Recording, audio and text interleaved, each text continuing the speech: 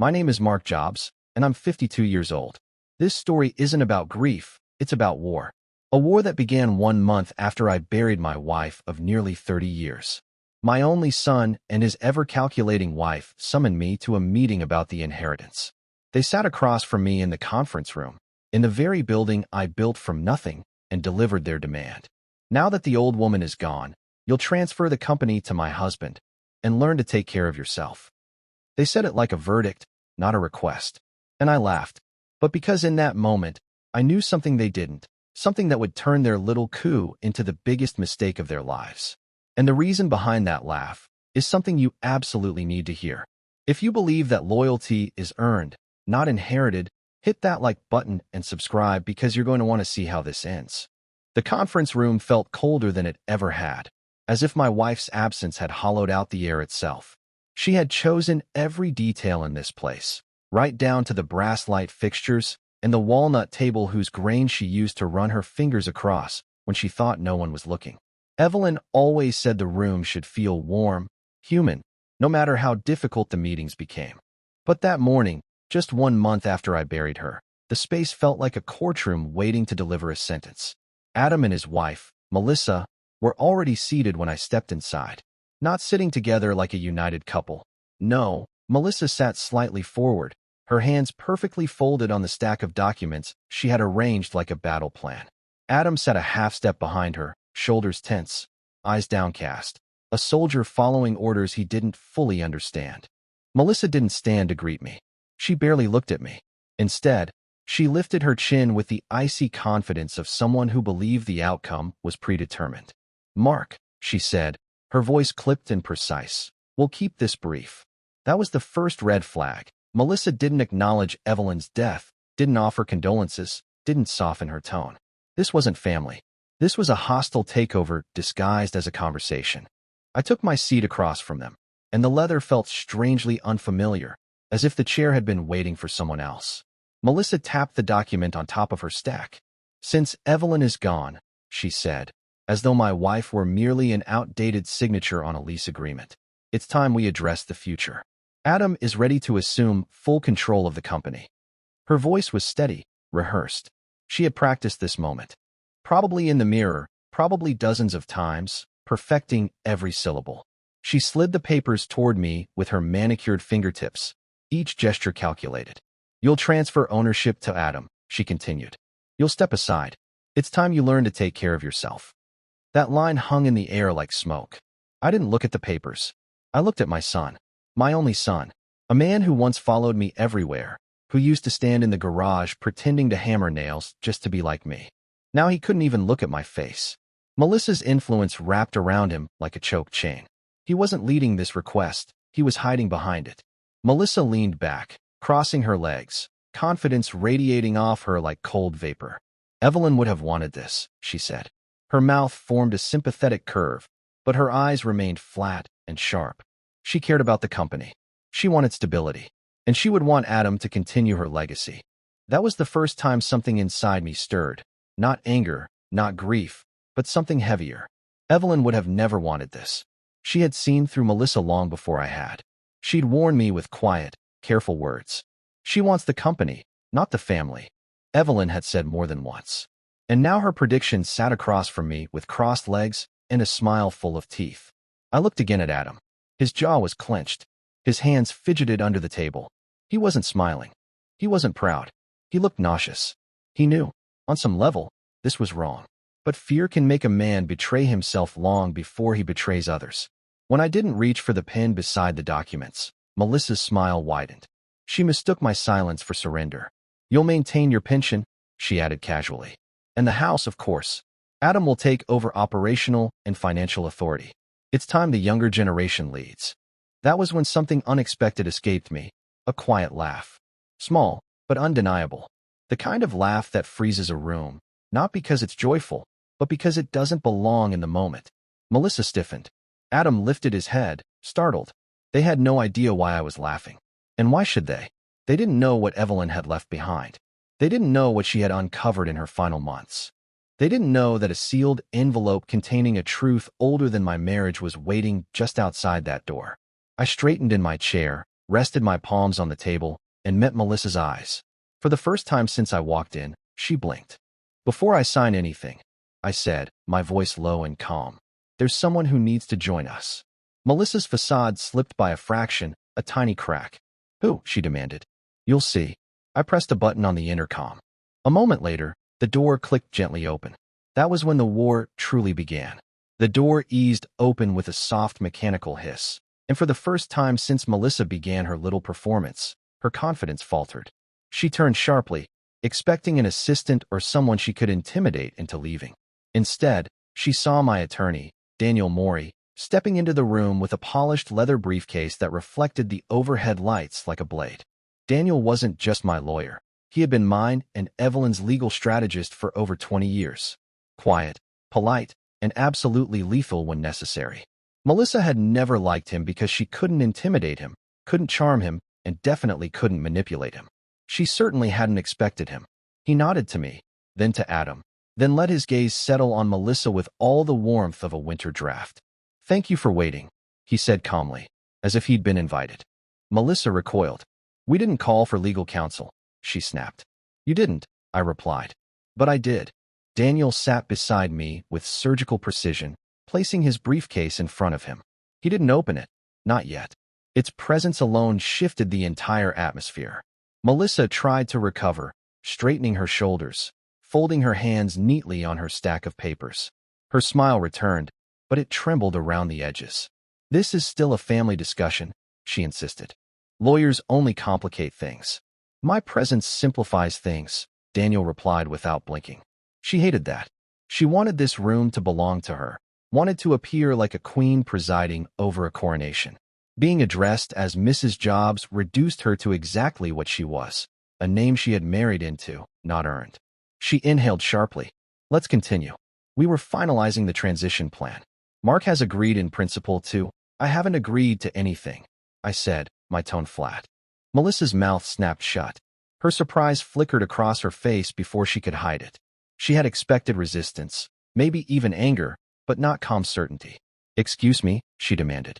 "You heard me," I said. "There will be no transfer, no transition, no coronation." Daniel finally opened the briefcase. Not dramatically, just a small click of metal and leather. But that sound struck Melissa like a gunshot.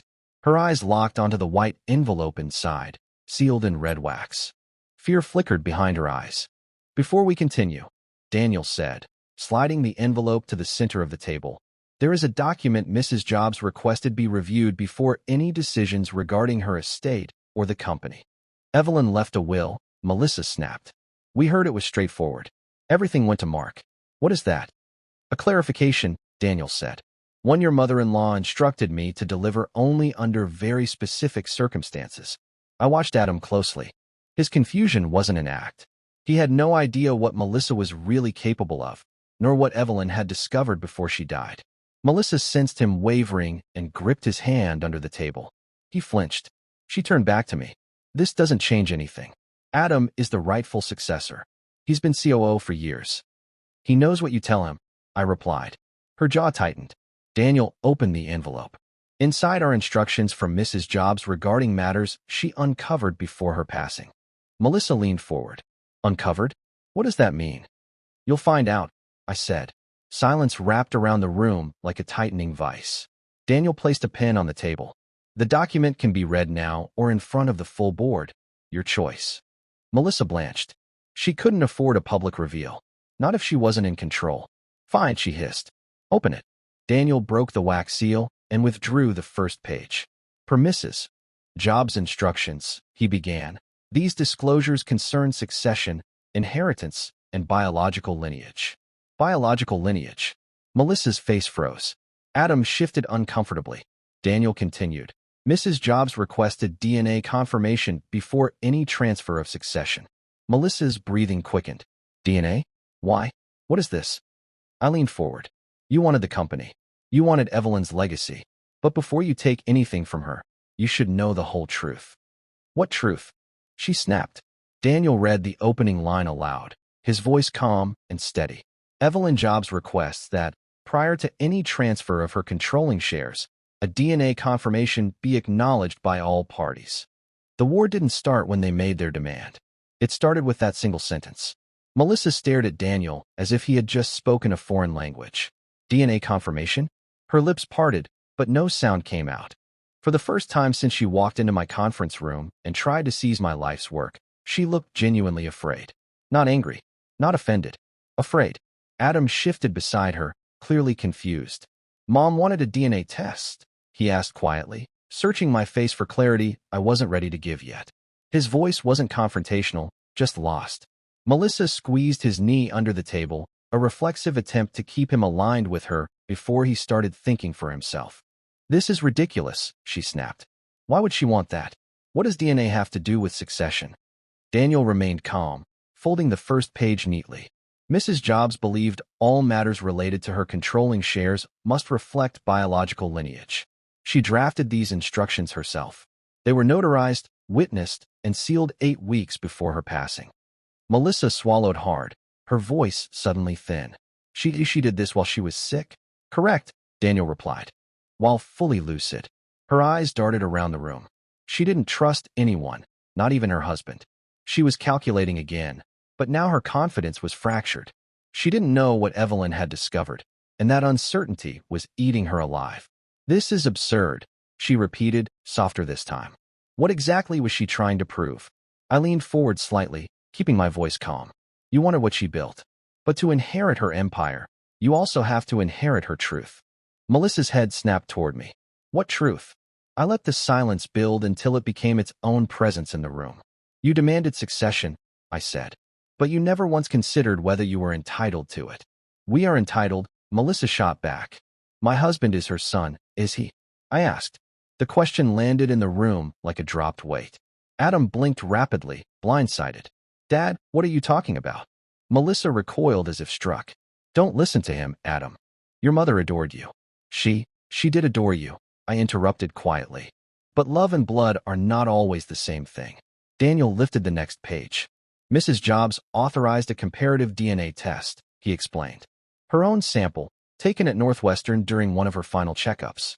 And one from you, Mr. Jobs, provided during your executive physical 3 months ago. Adam froze. My physical? That was just routine, so you believed, Daniel said. But Mrs. Jobs requested the lab conduct a full genetic comparison. Melissa slammed her palm on the table. This is insane. You can't just spring things like this on us. We were never told about any test. You weren't supposed to know, I said. She left instructions to reveal the results only if someone attempted to take control of the company. Melissa's face drained of color. She understood now. Evelyn had planned for this exact moment. Adam's voice broke through the tension, shaky and uncertain. Dad, why would Mom do this? She loved me. She always said I was her world. My chest tightened at the pain in his voice. He truly didn't know. She did love you, I said, more than you will ever understand. But she also had a responsibility to the company, and she couldn't allow it to fall into the wrong hands. Melissa fixated on me, pupils shrinking to pinpricks. What are you implying? I'm not implying anything, I said. I'm telling you that Evelyn left the truth in writing. Daniel unfolded the final document. Its pages made a soft, rustling sound, quiet, but devastating. Mrs. Jobs explicitly stated, he read, that the controlling interest of her company may only be transferred to a verified biological heir. Adam stared at the table, blinking rapidly as the meaning sank in. Melissa shook her head violently. This is garbage. It's manipulation. There is no way, but Daniel didn't let her finish. He slid the DNA report forward. The probability of maternity, he said, reading the summary with clinical calm, is 0%. Melissa went completely still. Adam's breath caught in his throat. And in that moment, the war shifted. Not because of anger or shouting or threats, but because the truth, quiet, simple, undeniable, had finally entered the room. Kenji didn't raise his voice when he read the last line. He didn't need to. The probability of maternity, he said calmly, is 0%. The words landed like a brick through glass. The room went absolutely still. Even the HVAC hum seemed to cut out for a second. Adam just stared at the report in Kenji's hand, his lips parted, eyes unfocused, like he was trying to read a language he'd never seen before. Melissa reacted first. Of course she did. That's ridiculous, she snapped, a brittle laugh breaking in the middle. Run it again. The lab made a mistake. Or you did. Or he did. She jabbed a finger toward Kenji like he was a waiter who'd brought the wrong bottle of wine. Those things get mixed up all the time. You see that in the news, people getting swapped, contaminated, whatever. Kenji didn't flinch. Northside Diagnostics is ISO certified and court approved, he said. The samples were barcode. Chain of custody was logged at every step. He tapped the page with one neatly clipped fingernail. And both samples were drawn in hospital, witnessed by staff. There was no mix-up. Melissa gave a short, sharp laugh that sounded more like a bark. Then your report is wrong. Or your lab is lying. Or he tampered with it. Now the finger swung to me. This is what this is, right, Mark? Your little show. Your big revenge. You lose your wife. You lose your grip on the company. And now you're trying to rewrite biology? I didn't answer her. I was watching my son. Adam's gaze finally lifted from the table and found mine. I'd seen him scared before. First day of school, when he broke his arm on the soccer field, when I taught him to drive on black ice. But I had never seen this. This wasn't fear of something outside him. This was fear of losing the ground underneath his feet. Dad, he said quietly, his voice rough. What is he saying? I took a slow breath. My hands were folded on the polished table, but I could feel the old ache in the knuckles, the ghosts of bolts and wrenches and pallets. He's saying, I replied, that your mother loved you more than anything on this earth, but she didn't give birth to you. Melissa slapped her palm flat on the table. No, you don't get to do this. Evelyn was his mother. Everyone knows that. I stood in that church and listened to you talk about your beautiful boy and the day he was born, and now you're what? Rebranding the past? She turned on Adam. Baby, don't listen to this. It's a stunt. He's trying to scare us into backing down. Adam didn't move. His eyes were still locked on me. There was a faint tremor in his jaw. Is it true, he asked. Just 3 words, and I felt all 40 years of my life with Evelyn press against the back of my eyes. I could have lied. God knows, I had before. Back then I told myself I was lying to protect him. Really, I was protecting myself. Evelyn had understood the difference. She always did. This was the line she'd drawn in her diary, in her will, in that damn bloodline clause. No more lies. Yes, I said softly. It's true. Something in Adam's face crumpled. He leaned back in his chair as if someone had cut his strings. For a moment I thought he might actually pass out. How? He whispered. Why? Melissa didn't let him finish. Don't you dare, she hissed at me. Don't you dare dump whatever you did before you were married on him now and pretend it's some noble revelation. You cheated on your wife, knocked someone up, and now you're weaponizing it from beyond the grave. Sit down, Melissa, I said. I didn't raise my voice, but the tone was enough. She froze, halfway out of her seat. You wanted a meeting, I went on. You wanted the whole story. You're going to get it. All of it. I looked around the table at the faces that had been with me since this company was a rented loading dock and a pre-owned forklift. Mike, who drove the first truck I bought. Lena, who negotiated our first supplier contract. Patel, who mortgaged his own house to keep us afloat in '09. These weren't just board members. They were witnesses. They deserved the truth too. 30 years ago, I began, before Evelyn and I married, I did something incredibly stupid. I was 22, drunk, angry, feeling sorry for myself after a fight with your mother about, ironically, whether I was ready to be a husband and a father. I met a woman in a bar. It was nothing, no romance, no story. Just one night and a hangover. I could hear my own voice, flat and measured, like I was giving a safety briefing. Maybe it was the only way I could get through it. 3 months later, she showed up at my apartment. Pregnant. Broke. Terrified. Said the baby was mine.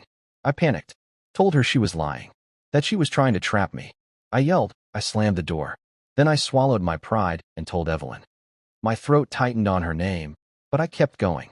I told her it was nothing, that the woman was crazy. I told her I'd fix it. What I didn't tell her, I looked down at my hands, was that I went back. I met the woman again. I gave her money to go away. I believed, or I chose to believe, that cash would solve it.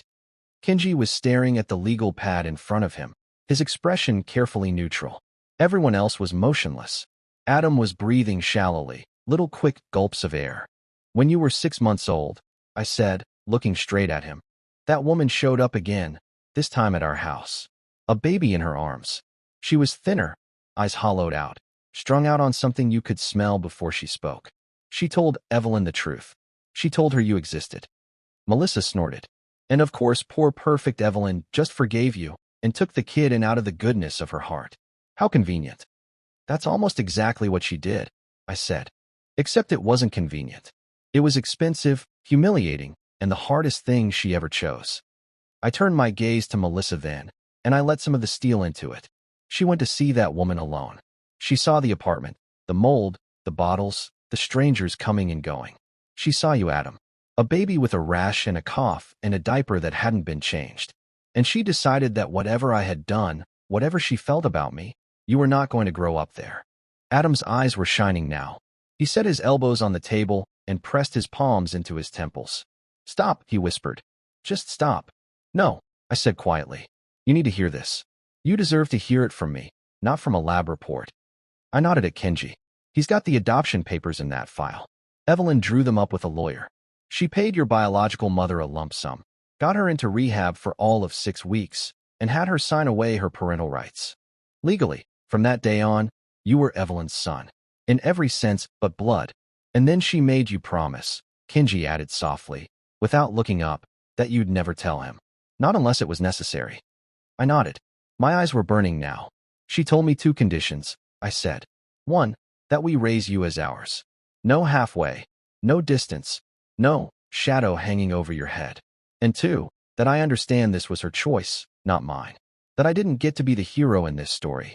She was doing it for you, not for me. I gave a small, humorless smile. She also informed me that if I ever cheated again, she'd take half of everything and leave me on the curb with my toolbox. I believed her. A tiny, strangled sound came from Adam. So my whole life was a lie. No, I said immediately. The lie was the part about where you came from. The life, that was real. The way she looked at you. The nights she sat up with you when you had the flu. The way she bragged when you got into business school. The way she kept pictures of you in every office she ever had. That was the truest thing I've ever seen. He shook his head violently. But you both lied. For 30 years. Yes, I said. We did. We lied so you wouldn't grow up feeling like a mistake. We lied because she believed love could make blood irrelevant. I paused. And she was right mostly. Until Melissa decided blood was everything. Melissa's chair scraped as she jerked forward. What does any of this have to do with the company? She demanded, her voice climbing. You're standing here giving us some melodramatic soap opera about your past, and none of it changes the facts. Adam is your son. He's the rightful heir. You said it yourself. Legally, Evelyn adopted him. So this little bloodline clause, whatever that is, doesn't change a damn thing. She looked at Kenji. Does it? Kenji finally looked up. He flipped a few pages back in the will and slid one copy across the table toward her with a single finger. Article 4, he said. Section B. Melissa gave it the quickest glance, then read aloud, her voice dripping with contempt. Controlling interest in Jobs Industrial Group shall only pass from the Jobs Legacy Trust to an heir or heirs who can provide definitive biological and genetic proof of being of my direct bloodline. She slapped the page with the back of her hand. We went over this. Direct bloodline means her son, Adam. It meant, Kenji corrected gently, whoever she knew, at the time of signing, to be her biological child, which, as of 3 months before she died, did not include Adam. I watched the color drain from Melissa's face again. She signed this knowing, she stammered. She knew the test result and still put that clause in? She put the clause in because of the test result, Kenji said. She asked me for it after she found some inconsistencies in old medical records and went through a box of documents you didn't know existed. She wanted the company protected by a simple, hard rule no one could lawyer their way around. Adam spoke again, and this time there was something new in his voice. Not anger, not even hurt, just a kind of hollow disbelief. So what do I get? He asked. From her. You could have heard a pin drop. Lena shifted uncomfortably. Mike scratched at a scar on his knuckle. Everyone's eyes flicked to me. I'd read the will a dozen times, but it still stung to say the words out loud. From Evelyn's personal estate, I said, keeping my tone even, you get a fixed cash bequest. Enough for a house. Enough to start over. Enough to live comfortably if you're smart. But you do not get her voting shares. You do not get control of the company. Melissa exploded. So that's it, she screamed. You cut him out? After everything he's done for this place? After all the years he worked under you, cleaning up your messes while you played grieving widower? I cut no one out, I replied. Evelyn decided. These are her terms, not mine. And you might want to be careful invoking everything he's done for this place in front of the people who had to unwind your shell companies and phantom consulting fees. Mike let out a low, dangerous chuckle at that. Melissa's mouth snapped shut. For the first time all morning, she looked genuinely unsure of herself. If he doesn't get the shares, she said finally, her voice smaller now, then who does? There it was. The real question. Not about love or truth or motherhood. About control. About the reason she told me to learn to take care of myself a month after my wife's funeral. I could feel every eye in the room turn toward me. I let the silence sit for a beat longer than was comfortable. I wanted them to feel the weight of it. The trust holds the shares, Kenji answered when I didn't. And the trust has a single primary beneficiary named in the will who meets the bloodline requirement. Someone Evelyn located and confirmed quietly in the last year of her life. We'll be meeting them soon, I added. I looked at Melissa, at Adam, at the board, but not today. Melissa lurched to her feet. No, she said. No, that's not good enough. You don't get to dangle some mystery beneficiary in front of us like this is a TV show. Who is it? I stood as well. Even at 52, with a bad shoulder and too many nights slept in an office chair, I still had a couple of inches and a lifetime of work on her. You walked into this room, I said quietly, assuming you knew every piece on the board. You thought the only variables were my age, my grief, and your husband's job title. Evelyn spent the last year proving you wrong. I straightened my jacket. You wanted an inheritance meeting, Melissa. You've had it. You now know what Evelyn left you. No control, no leverage, and one very expensive lesson about underestimating the woman you called the old one. I turned to the board. This session is adjourned. We'll reconvene in a week to discuss the transition plan with the new representative of the trust. Melissa's eyes were wide and frantic. She looked like a gambler who'd just watched the dealer rake in her last chip. This isn't over, she hissed as the others began to gather their papers. You can't just erase him with a lab report and a clause in a will. I'm not erasing him, I said. For the first time, I reached out and put a hand on Adam's shoulder. He flinched, but he didn't pull away. He's my son. That doesn't change.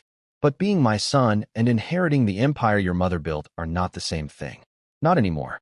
Adam's eyes finally met mine again. There was so much in them. Hurt, confusion, anger, yes. But under all of that, I saw the faintest, smallest spark of something else. The first tiny crack in the story he'd been telling himself. The first doubt about the woman who'd pushed him into this war. Go home, both of you, I said. Talk to each other. Decide what matters more, the life you thought you were owed or the truth you just heard. I sat back down as they left, my hand still resting on the table where Evelyn used to sit during our late-night planning sessions. The DNA results had done their job. The battlefield was cleared. Now it was time to introduce the one player Melissa had never seen coming. The person Evelyn had trusted to carry her blood and her legacy into whatever came next.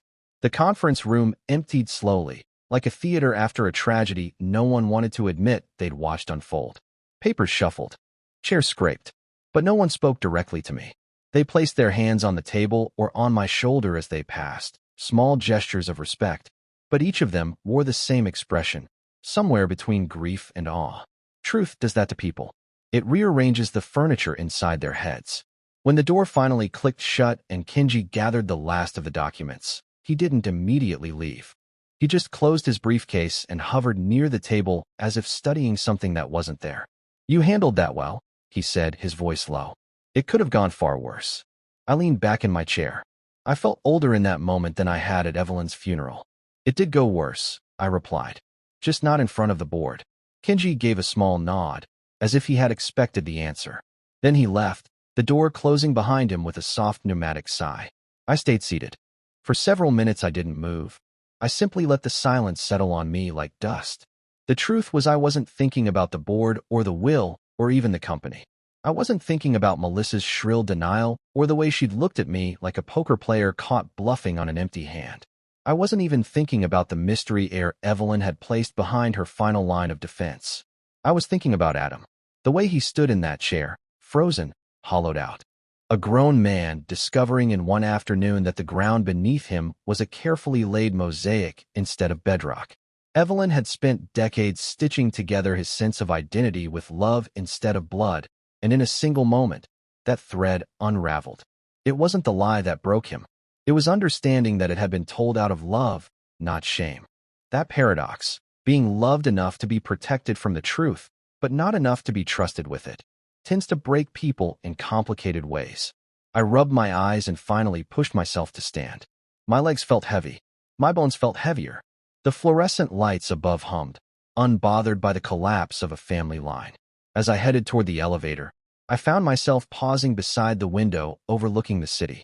Evelyn used to stand in that exact spot, her arms crossed, pretending to study traffic patterns when she was really thinking about our son. I could almost feel her there beside me, her quiet intelligence, her ability to see 2 moves ahead even when everyone else thought the game was over. "You solved half the puzzle," I murmured to the glass, and dropped the rest in my lap. The elevator pinged, a sterile sound that snapped me back. I stepped inside and rode down to the lobby. I expected to walk out into the anonymity of the street and disappear into my car. But fate, or maybe just predictability, had other plans. Adam was waiting near the revolving doors, sitting on one of the steel benches. His elbows were on his knees, hands clasped so tightly they'd turned white. He didn't look up when I approached. I stopped a few feet away, gave him space. It took almost a minute before he spoke. "How long have you known?" His voice was hoarse, not angry, not accusing, just stunned. "About the maternity test?" "3 months," I said. "About your biological origins?" "Since before you were born." He nodded once, slowly, like someone taking a punch directly to the sternum. "And Mom?" he asked. "She knew from the beginning," I replied. "She made the choice. She made the rules. I broke one of them by telling you now, but it was necessary. For the company. For the trust." That word made him flinch. "So this was business?" "No," I said firmly. "This was truth. Business was just the setting." He rubbed his hands over his face. "I don't know who I am, Dad." "You are who she raised," I said softly. "That doesn't change." He shook his head. "It does for everyone else." "That," I said, "is Melissa talking. Not you." He didn't deny it. He didn't defend her either. The next words out of his mouth surprised me, not because they were angry, but because of how fragile they sounded. She said you were doing this because you're afraid of getting old. That you're controlling. That you'll destroy anyone who threatens your position." I let out a slow breath. "And what do you think?" Adam finally looked at me. His eyes were still red, but there was clarity coming back into them. Not comfort, not acceptance, but clarity. "I think," he said quietly, "I don't know what to think." "That's fair," I replied. "Take your time. Think without her voice in your ear." He absorbed that. Then he stood up. His posture wasn't defensive anymore, just exhausted. "I need space," he said. "I'm not asking anything from you," I replied. "Take all the space you want.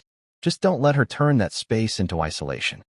A faint flicker of something, maybe realization, passed through his eyes. "I'll call you," he said. "Not today, but I will." He walked past me toward the exit, pushed through the revolving door, and disappeared into the late afternoon sunlight. For a moment, I watched the door spin. Then I headed for the parking garage, my footsteps echoing much too loudly. Just before I reached my car, my phone buzzed. A short text from Kenji. "She's ready. We should arrange the meeting." A chill ran through me, because that was the moment I realized the war wasn't over. It was only entering its next phase. And the person Evelyn had chosen to inherit her legacy, the one Melissa never saw coming, was about to step into the light. The message from Kenji stayed on my screen for several seconds before I locked the phone. The words were simple, neutral, but I could feel the weight behind them. She's ready. Evelyn's final move, the part she'd buried deeper than anything else, the part she prepared with a precision only she was capable of, was now waiting to be set into motion. I sat in my car for a moment, letting the quiet settle around me. The garage was dim, concrete cold, with the distant echo of tires rolling across the ramps above. My hands were still resting on the steering wheel, not gripping it, just there, like they were waiting for me to decide whether to drive home or turn around and walk back into the fire. Instead, I leaned my head back against the seat. I could almost hear Evelyn's voice, low and steady, the way she spoke when she didn't want to influence my decision but wanted to make sure I found the right one anyway. "Don't rush, Mark. But don't hide either." I pulled in a slow breath and exhaled. Then I texted back. "Tomorrow morning. My office. 9 a.m. Kenji responded within seconds. "Confirmed." I drove home through the thinning evening traffic, the Chicago skyline turning from gold to steel blue to full darkness. By the time I pulled into my driveway, my house looked different, larger, emptier. Not because anything inside had changed, but because I had. Inside, I poured myself a cup of black coffee instead of whiskey. I didn't want anything dulling my nerves. Not tonight. I sat at the kitchen table where Evelyn and I used to read the morning paper together. The chairs still carried the faint pressure marks of decades of use. I found myself staring at the spot where she used to sit, legs crossed, glasses perched on her nose, reading everything from aerospace reports to recipes she never intended to cook. She knew something was coming long before she told me. Long before she put that clause in the will. Long before she wrote that letter Kenji carried into the boardroom like a drawn sword. I had spent years assuming my wife's intelligence was simply a graceful addition to my own, a complementary force. But now, in the quiet kitchen, I understood the truth with a clarity that stung. She had outthought all of us. Me, Adam, and especially Melissa. I went upstairs, opened the drawer of her bedside table, and pulled out her old journal. Not the one filled with memories, but the small leather notebook she used when she was thinking strategically. She never let me read it while she was alive. It's just my mind on paper, she'd say with a teasing smile. Trust me, you don't want to get lost in there. But now that mind had become my only roadmap. I thumbed through pages filled with lists, dates, cryptic shorthand, arrows looping back to earlier entries. Contingency planning, she had written on one of the first pages. But not for the company. For Adam. For me. For everything. Near the middle of the notebook, written in her unmistakably calm handwriting, I found 3 words underlined twice. Prepare the bridge. Below it, a name. One I hadn't spoken aloud in decades. That's when I understood. This wasn't a new plan at all. Evelyn had started building this bridge long before she knew she was sick. Long before Adam had grown into a man who confused privilege for competence. Long before Melissa sharpened herself into a blade always pointed at opportunity. I closed the notebook and leaned back, my pulse steady now. She had given me the key, literally and metaphorically. And tomorrow morning, I would see the reason for all of it. I didn't sleep well. My dreams were scattered. Faces, signatures, old conversations, and Evelyn's eyes watching me with the kind of patience only a woman who has already solved the puzzle can have. When dawn broke, I dressed in silence. A crisp white shirt, navy tie, the jacket Evelyn had gifted me on my 50th birthday. I didn't need armor today. I needed clarity. I arrived at the office at 8:30. The building was still waking up. Lights flicked on one floor at a time. I could hear the hum of printers and the low murmur of the early teams settling into routines. At 8:59, Kenji stepped into my doorway. He didn't knock. He didn't need to. She's here, he said simply. I nodded once. Send her in. He stepped aside, and for a moment the doorway was empty, just a frame of morning light spilling across my office carpet. Then she walked in, graceful, composed, not intimidated by the room, but respectful of it. She wore a black blazer, simple and elegant, and carried herself with the calm confidence of someone who had never once needed to raise her voice to be heard. Her eyes, sharp, observant, were the same color as Evelyn's. Mr. Jobs, she said softly. Her voice wasn't uncertain. It was careful, weighted. My name is Dr. Elena Rowan. And the world shifted. Not violently. Not shocking like the DNA reveal with Adam. This was something quieter, heavier. A truth that didn't explode, but landed. I had not heard that last name in over 30 years. Rowan. Evelyn's maiden name. And the name of the daughter she had surrendered before she ever met me. I gestured for her to sit. She took the chair across from me as naturally as if she belonged there. For several seconds, we simply studied each other. There was no resemblance to me. None at all. But Evelyn. She was in every line of this woman's face. Kenji stepped inside and closed the door behind him. Elena, I said carefully, I wasn't sure you would come. She gave a soft, almost sad smile. She asked me to, and she was very persuasive. I let out a breath I hadn't realized I was holding. She usually was. Elena nodded, her gaze dropping for a moment to her hands folded neatly on her lap. I didn't know she was my biological mother until 6 months ago. She reached out to me directly, asked to meet. I wasn't sure at first. But when we finally sat down together, she paused, emotion flickering in her eyes but not overtaking her composure. It was like speaking to a mirror I didn't know existed. I closed my eyes briefly.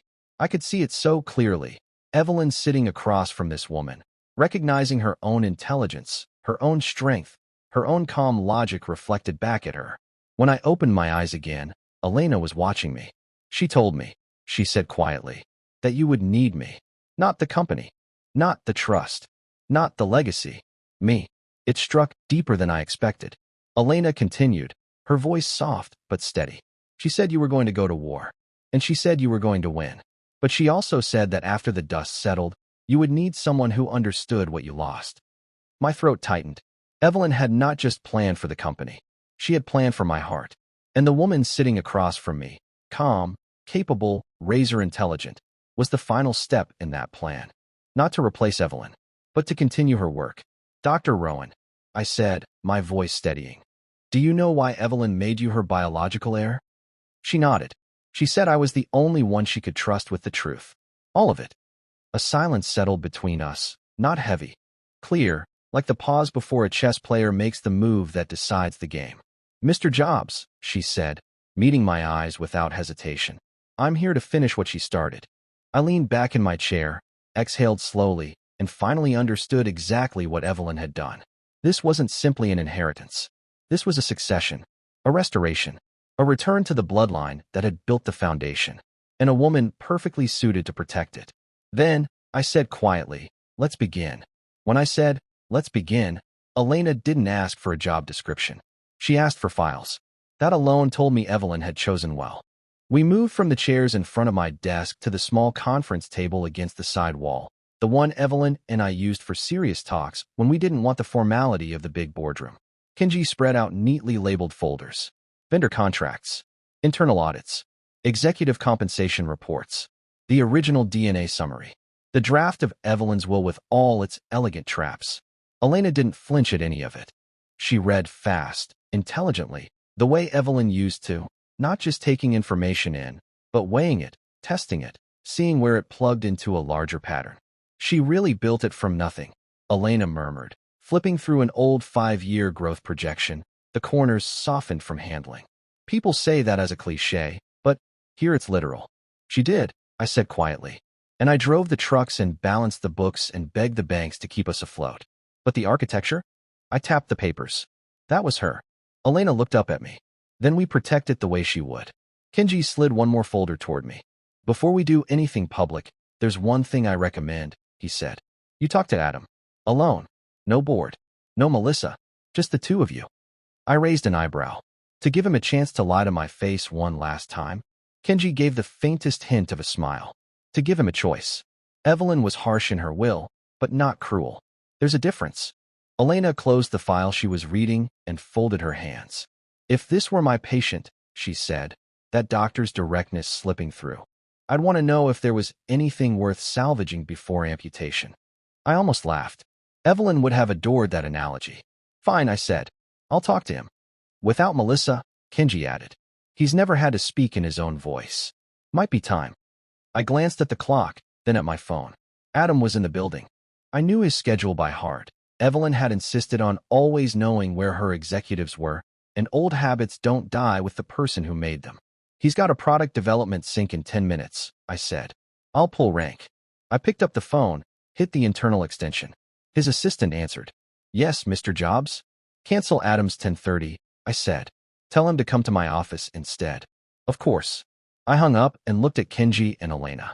You two wait next door, I said. I don't want him feeling ambushed. Not yet. Elena nodded, gathering the files into a precise stack. I'll keep reading, she said. The more I know before the board hears anything, the better. Kenji closed his briefcase, but left one slim folder behind on my desk. That's the latest on the Shell Corporation, he said, in case he tries to pretend it doesn't exist. The name on the front, Atlas Strategic Partners, sat there like a stain. I remembered signing off on the original vendor list 3 years ago, trusting the recommendation because it came through Adam. Because Evelyn trusted me, and I trusted our son. I wasn't going to make that mistake again. 5 minutes later, there was a knock at my door. I was back behind my desk, the folder closed but within easy reach. Come in, I said. Adam stepped in with the easy, practiced smile of a man who had never had to walk into a room without being sure he was welcome. He was in a tailored navy suit, hair perfect, watch gleaming. He looked exactly like the future CEO version of himself he'd been rehearsing for years. The only problem was the script had changed, and no one had given him the latest version. "Hey, Dad," he said, closing the door behind him. His tone was casual, but there was a flicker of tension around his eyes. Melissa had clearly told him I'd been different lately. "You wanted to see me?" "Sit," I said, nodding at the chair across from my desk. He sat, crossing one ankle over his knee, trying to look relaxed. He always tried to look relaxed, as if effort itself was something he needed to hide. For a moment, I just looked at him. Not the way a CEO looks at a successor. The way a father looks at his son and finally sees the whole picture instead of the parts he wants to believe in. He shifted under the weight of my gaze. "So," he said, clearing his throat, "is this about the board? Or about the accounts?" He meant the frozen privileges, the review Kenji had initiated. The little inconveniences that had started to creep into his life. Credit cards declined, cars temporarily held, signatures suddenly requiring a second approval. "It's about you," I said quietly. That threw him. A frown creased his forehead.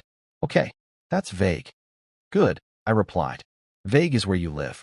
Let's see if we can move you into specifics." His jaw tightened. "Dad, if this is about Melissa pushing too hard last time, we already talked.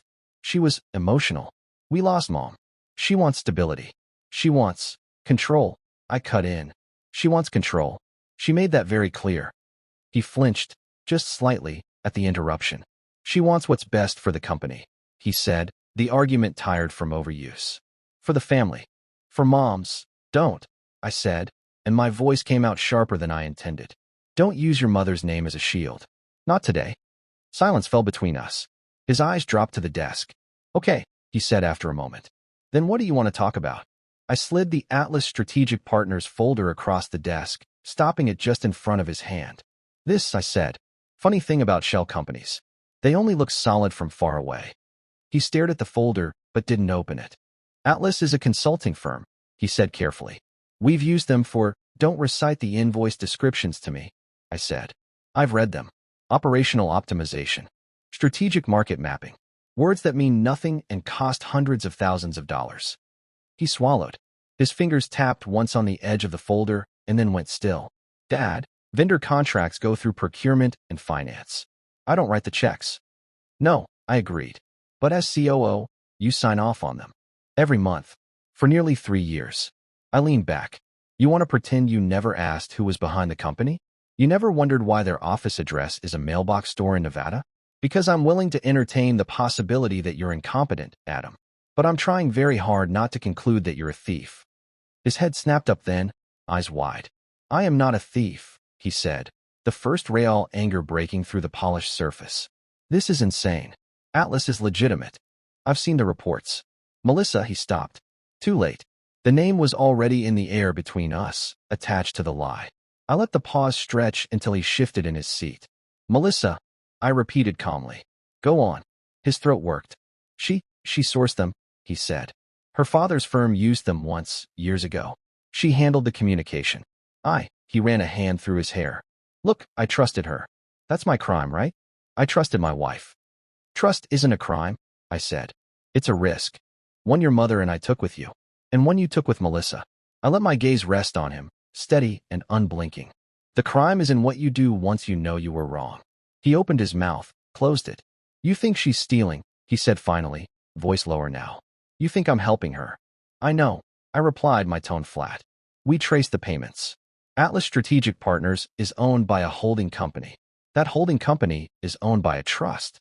And that trust has one beneficiary." I leaned forward. "You." The blood seemed to drain from his face. He sank back in the chair as if someone had cut a cable holding him upright. "No," he whispered. "No, that can't be right. She told me. She told me it was a performance fee structure. Tax efficient. Structured through my name for future equity. I signed what the lawyers sent." "I didn't. You didn't read it. I finished for him. You didn't ask questions. You didn't think maybe routing 7 figures through a shell company with my name on it could be a bad idea. You just enjoyed the lifestyle that came with it." His eyes flashed. "So this is about the house," he snapped. "The cars. The vacations. You gave me everything my entire life, and now you're angry that I took it when I thought it was finally mine?" There it was. The entitlement. The raw, unfiltered core. I felt something inside me go very, very still. "No," I said. I'm angry that while your mother was scheduling her chemo around board meetings, you were signing off on invoices you had to know weren't right. I'm angry that while she was sitting in a hospital bed writing a will designed to save this company, you were helping your wife siphon money out of it. I'm angry that you never once stopped to ask yourself if what you were doing honored the woman who raised you. He looked like I'd struck him. For a brief, flickering second, I saw the boy he'd been. The one Evelyn used to tuck into bed. The one who fell asleep on her shoulder during all-night drives in the early days when we couldn't afford childcare and had to bring him along in the trucks. You think I don't miss her? He whispered. You think this has been easy? No, I said quietly. I think grief reveals who we are. And right now, it's revealing that you're a man who will burn his own mother's legacy if it keeps the lights on in his new house for another 6 months. He looked away, blinking hard. His voice, when it came, was small. What are you going to do? What I have to, I replied. There will be a board meeting. Evidence will be presented. Votes will be taken. Kenji will do his job. So will I. He nodded slowly, as if bracing for impact. And me? He asked. Do I have a choice? In any of this? I'll let the next words land carefully. You have one choice left, I said. You can walk into that boardroom pretending nothing's wrong, stand next to Melissa, and fight. Deny. Blame. Spin. Let her speak for you one last time. I paused. Or you can walk in already knowing the truth. Accept what you've done. Answer questions directly. Take responsibility. Not because it saves you.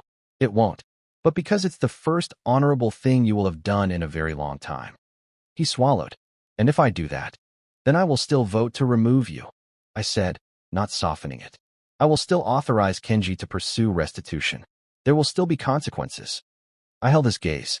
But when the day comes for the world to decide whether you are just like your wife, or whether you were a weak man pulled into something he didn't have the spine to stop, it might make a difference. He stared at me for a long time. The clock on the wall ticked off seconds that felt like minutes.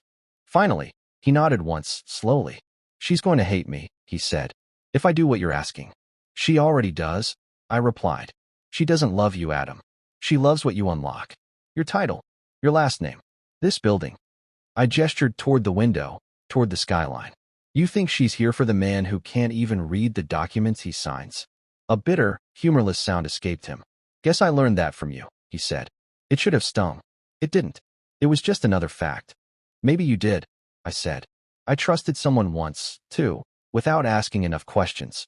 The difference is, when she showed me who she really was, I spent the rest of my life trying to deserve the forgiveness she gave me. You still have time to decide what you do with yours. His head snapped up. What are you talking about? I let the question hang there. Not answering. Not yet. There will be a board meeting tomorrow, I said instead. Kenji will send the notice this afternoon. You don't have to decide anything right now. But by 10 a.m. tomorrow morning, you need to know who you are. He pushed up from the chair, unsteady, like someone standing after a punch they hadn't seen coming. At the door, he hesitated. Dad, he said without turning around. If I do what you're asking, is there anything left for me? After? I thought of Evelyn's diary, of Elena's file, of the bloodline clause, of the inheritance that wasn't his and never had been. There's work, I said simply. And there's whatever kind of man you decide to be when the money's gone. He stood there 1 second more, then opened the door and walked out, closing it quietly behind him. A moment later, the side door from the adjoining conference room cracked open. Elena stepped in first, face unreadable, followed by Kenji. Well, Kenji asked, you think he'll fight or fold? I think, I said, looking at the closed door Adam had just walked through, that tomorrow we're going to find out whether my son is just Melissa's shadow or something else. Elena came closer, her expression softer than I expected. You gave him a chance, she said. Most people don't get that when they're standing on the edge. Evelyn would have, I replied. This isn't just about punishment. It's about clarity. Kenji nodded. Then we move ahead, he said. I'll send the board notice, include the agenda, executive conduct, financial irregularities. He paused. And the matter of succession. My gaze flicked to Elena. For a heartbeat, something like fear crossed her features. Not fear of responsibility. Fear of stepping into the story of a woman she'd only just begun to know. We'll take it one step at a time, I said. Tomorrow, they see the numbers. Then the DNA. Then, I let the last word roll out slowly. Then they meet Evelyn's real heir. Elena's jaw tightened, then relaxed. I'll be ready, she said. For her. As they left to make preparations, I stood alone in my office, staring out at the city. The day before the war went public, Melissa still thought this was a game of power and performance metrics. She had no idea the battlefield had shifted beneath her feet. The money trail was mapped. The DNA results were certified. The will was airtight. Adam had been given his last private chance to choose a side. Tomorrow, the company would watch. The board would vote. And my daughter-in-law, who once smiled across a table and told me to sign my life's work away, would finally discover just how much my wife had known and how far she had gone to make sure Melissa never got her hands on a single share of it. The boardroom felt different the next morning. Colder. Sharper. As if the walls themselves knew what kind of truth was about to be carved into them. I arrived at 9:45, exactly 15 minutes before the meeting. Kenji was already there, sorting the evidence packets with his usual quiet precision. Elena stood near the far window, hands clasped behind her back, studying the skyline the same way Evelyn used to when she was trying to decide whether to build or demolish. When she turned, her eyes were calm but focused. She didn't ask if I was ready. She didn't need to. Board members filtered in, their movements subdued. They all knew why we were here. They just didn't know how deep the blade would cut. At 9:58, the door opened again. Adam walked in. He looked like he hadn't slept. His hair was unstyled, his tie crooked, the kind of small disorder that reveals more than any outburst could. He held a folder in his hand. A thin one, the kind a man brings when he intends to tell the truth, not defend himself. He gave me a single, almost imperceptible nod before taking his seat. Melissa was not with him. A ripple of whispers passed among the board members. Kenji looked at me, and I gave the faintest shake of my head. No need to comment yet. Let Adam show which version of himself he had chosen. 10 o'clock struck. I tapped the table lightly. Let's begin. Kenji opened the meeting, his voice even. We will be reviewing financial discrepancies, followed by executive conduct issues and succession matters. His tone never changed, but every sentence was a nail tightening in Melissa's coffin, even though she wasn't here to hear it. When the first slide appeared, listing the Atlas Shell Company, the payments, the beneficiaries, the room went silent. Adam didn't flinch. He kept his eyes forward, shoulders set. So, Mike said slowly, turning to him, you signed off on these? Yes, Adam replied. His voice didn't waver. I did. And did you know who owned Atlas? Patel asked. No, Adam said. But I should have. I should have asked. I should have verified. I didn't. And that's on me. For the first time since this entire mess began, the room didn't look at Adam with suspicion. They looked at him with clarity. Not admiration, not forgiveness, clarity. He wasn't innocent, but he wasn't hiding. He was standing in the light. Then the door burst open. Not dramatically, not like in a TV show. Just a fast, sharp push, as if the person on the other side feared the door might lock before she could get in. Melissa stepped in, her heels clicking like gunshots across the polished floor.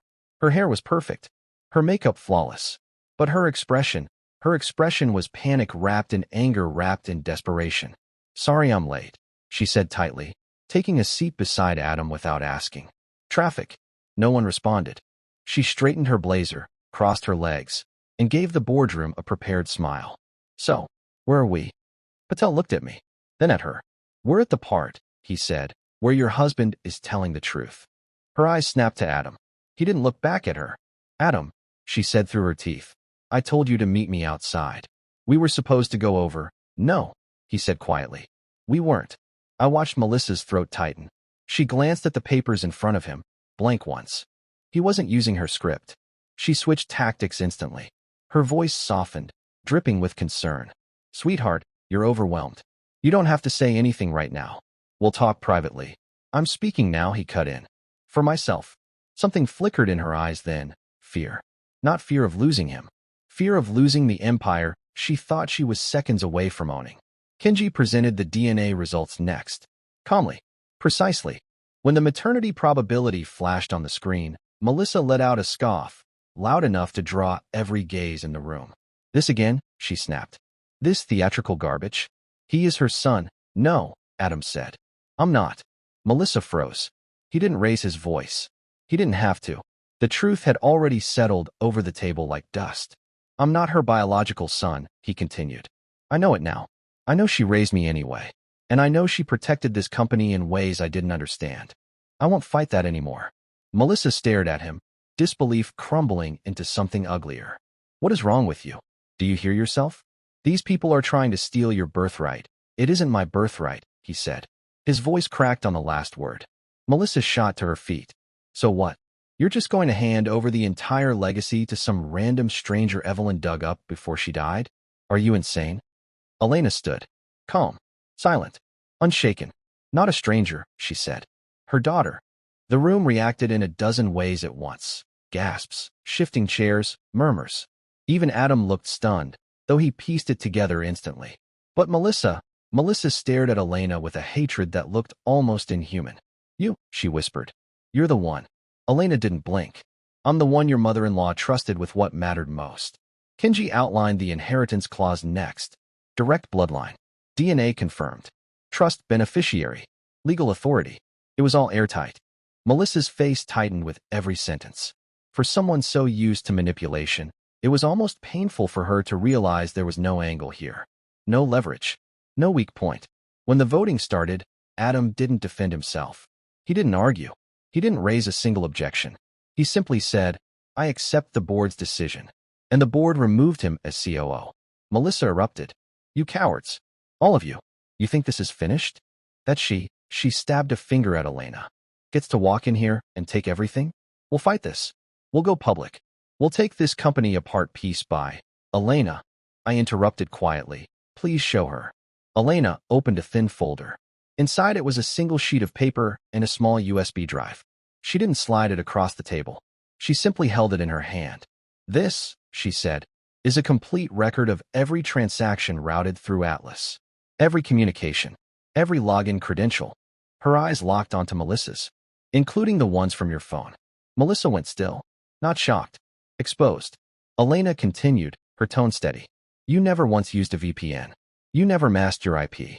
You ran a 7-figure embezzlement scheme through a mailbox address and didn't think anyone would notice. I let the silence stretch. The board absorbed every word.